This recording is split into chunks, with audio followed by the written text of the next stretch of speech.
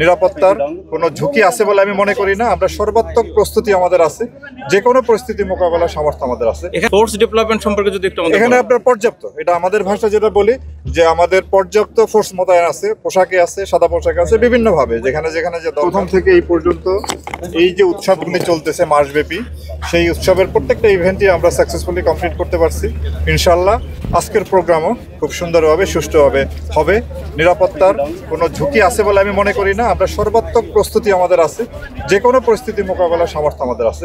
ইনশাল্লাহ অনুষ্ঠানটা সুন্দরভাবে সম্পন্ন হবে। ফোর্স ডেভেলপমেন্ট সম্পর্কে যদি একটু এখানে আপনার পর্যাপ্ত, এটা আমাদের ভাষা যেটা বলি যে আমাদের পর্যাপ্ত ফোর্স মোতায়েন আছে, পোশাকে আছে, সাদা পোশাকে আছে, বিভিন্নভাবে যেখানে যেখানে যে দরকার সেখানে আমরা পর্যাপ্ত মোতায়েন করেছি। ইনশাল্লাহ কোনো ধরনের কোনো আশঙ্কা বা কোনো ধরনের কোনো কিছু হওয়ার সম্ভাবনা আমি দেখি না।